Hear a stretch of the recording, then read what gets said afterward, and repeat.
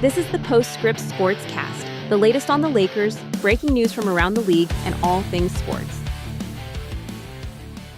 Welcome back to the Deep Dive, listeners. Today's Wednesday, April 9th, 2025, and we're diving to something that's got everyone in Laker Nation buzzing. Honestly, the entire NBA is probably talking about it. Definitely a huge day for the league. I mean, Luka Doncic is back in Dallas. Back in Dallas, but not as a Maverick. Nope.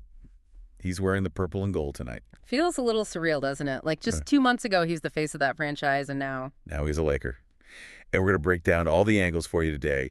We've got some pretty amazing sources. You know, Barstool Sports is always good for a spicy take. Always unfiltered over there. Right. Sports Illustrated is giving us the more measured, strategic perspective.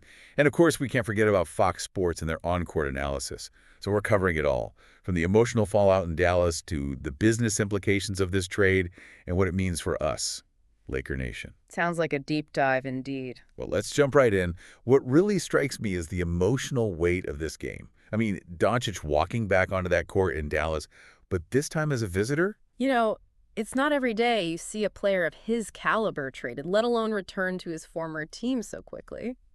And Barstool Sports is really leaning into that narrative. They're calling it the main event, the headline, the thing everyone's going to be watching. Right. They're predicting an atmosphere unlike any other.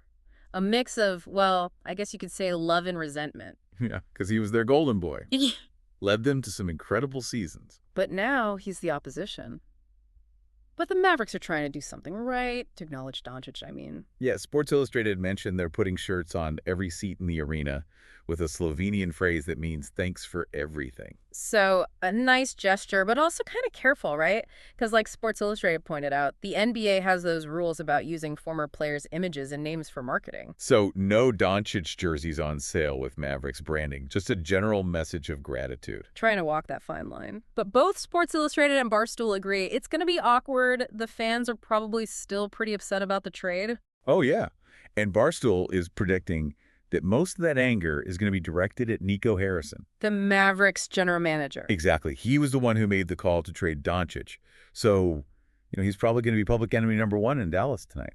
That's got to be tough to make a decision that big and face that kind of backlash. Yeah, it's a reminder of how emotionally invested fans are in their teams and their star players. And how those decisions can have ripple effects far beyond the court. Okay, so here's something that really caught my eye, and Barstool Sports really dug into this.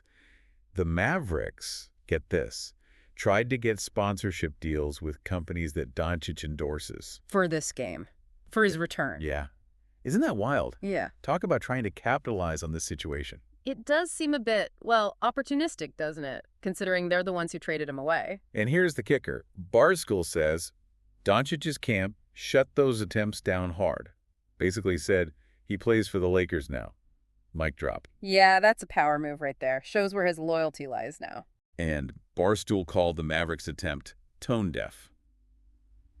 I kind of have to agree. I mean, trying to profit off the player you just traded, who your fans are still upset about losing. It definitely raises some questions about their judgment. Let's just say that. And this might explain why they were so eager to make a quick buck. Barstool is reporting that the Mavericks are facing some serious financial losses because of this trade. Losses like how? Less people at the games, fewer jerseys being sold, even sponsors backing out. That's the Luka Doncic effect, or I guess in this case, the lack thereof. Exactly. Barstool even mentioned fans canceling their season tickets. The Mavericks are even offering some refunds. That's how bad it is. Wow. That's a clear sign that the fans are not happy. And it's going to get worse. Barstool is saying they could lose like 9 figures over the next few years because of this trade. 9 figures? That's a lot of zeros. Yeah, that's not chump change. It just shows how much a superstar player impacts a team, not just on the court, but financially too. So it's a lot more than just wins and losses, huh? Definitely not. So while Dallas is dealing with all that drama, let's talk about our Lakers. The team that actually has Luka Doncic now. Exactly. And Fox Sports, on their First Things First segment, called the Lakers the scariest team in the league. Scariest, even though the Celtics are still at the top. Yeah, they're acknowledging Boston's dominance, but they're saying the Lakers, with Doncic, are a force to be reckoned with. Well, that's exciting to hear, isn't it? Our team's a contender. Absolutely. And we're seeing it on the court, too. Fox Sports highlighted that win against the Thunder where our defense was just locked down. Right, suffocating defense. But of course, we can't forget the loss to the Warriors. Nobody's perfect. No team goes undefeated. But first things first, even debated whether the Thunder should really feel good about that win. Meaning Meaning the Lakers are still a tough opponent, even when they don't win. So yeah, lots to be excited about. lots to be excited about, but also, this whole situation with Doncic and Dallas is it's fascinating. It really is. We've got all these different layers. The emotional ties between a player and his former team, even after a trade. The business side of things, where money talks. And then the impact this one trade has had on both franchises, on and off the court. It's wild. It really shows the complexity of the NBA. It's more than just a game. So for our listeners out there, think about all of this as you watch the game tonight. The emotions, the business side, the impact on the players and the fans. What does it all tell you about the state of the NBA today? This is a story that goes way beyond the box score. Definitely food for thought. Absolutely. All right, folks, that wraps it up for the deep dive. Until next time. See you then.